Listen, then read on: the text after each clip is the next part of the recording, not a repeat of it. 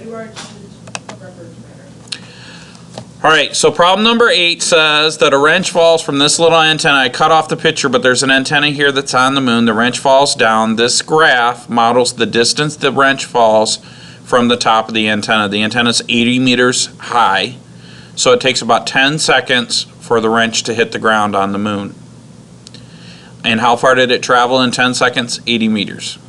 And so this curve represents the position or distance that it travels over time. And what they want us to do is approximate the slope. Now we know that when we have a position or distance over time, the slope of the curve at a particular point is the velocity. And so what I'm going to do is I'm going to write down these points. Q1 looks like it's 5, 20. Q2 looks like it's 7, 38. Q3 looks like it's 8.5, 56. Q4 looks like it's 9.5, 72. And then P is clearly 10, 80. And so with all that information written down, to approximate the slope, what I need to do is find the slope from P to Q1. All right.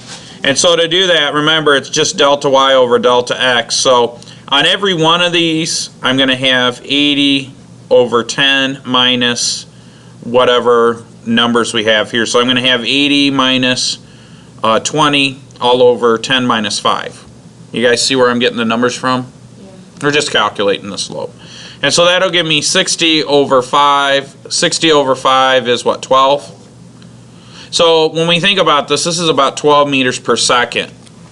Okay, so right here at Q1, right here, the slope is about 12 units. So that means that the wrench is traveling at about 12 meters per second. And this is an approximation, an average, right? Based on the slope from Q1 to P. Does that make sense? Okay. So now I'm going to do the slope between P and Q sub 2. Again, I'm going to have 80 and 10 for my P stuff. And so now I'm going to plug in this and this. So I'm going to have 38 minus 7, something over 3. What's that? Is that 42? Yeah. And so 42 divided by 3 reduces down to 14 meters per second. So it's not a constant rate of change, right? And we can see that graphically when we look at the graph. Over time, this graph becomes more and more steep, which would indicate that the slope the slope increases in value, right? So let's go ahead and do Q3. From P to Q3, I'm going to say 80 minus 56 all over 10 minus 8.5. Well, this would be 1.5. What's 80 minus 56? 24? Yeah? Is that right? Yeah. Okay. And then 24 divided by 1 point, what's that? 16? Is it? Am I right? Yeah. So you see that this is, now how much is this, if you guys were to guess, what would you say the acceleration is?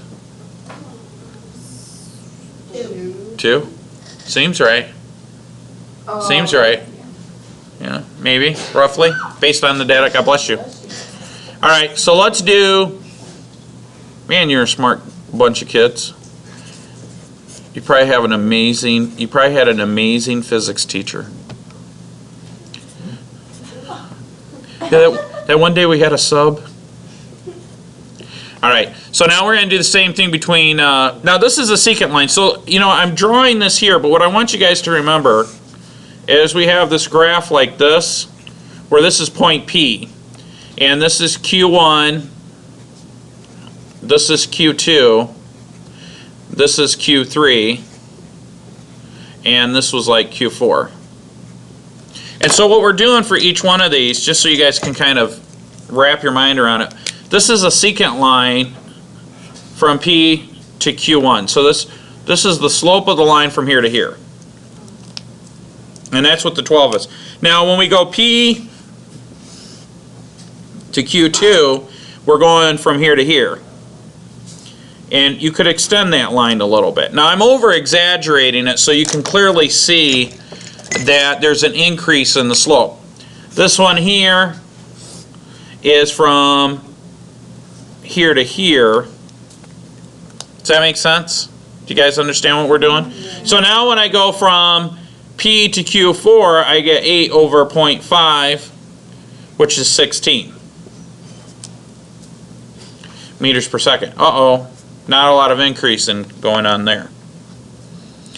Maybe, I don't know, maybe it reached a terminal velocity. I don't know. There's not an atmosphere on the moon, but maybe, I don't know. But there isn't a significant increase on that last point. And I think that's all we had to do. Well, it says estimate the speed at point B, but it's, So it says, approximate, part B says approximate the speed of this thing.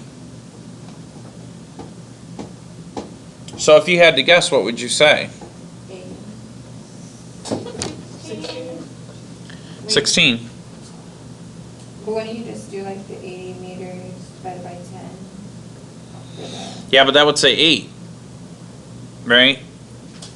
Let's read the question again. It says, accompanying the figure shows the distance graph of a wrench falling from the top of the platform of a communication mast on the moon to the station roof below of 80 meters, oh, right? And then it shows the information. Is there even a Now my textbook doesn't even ask a question. Yeah, neither did mine. That's a little bizarre. So why?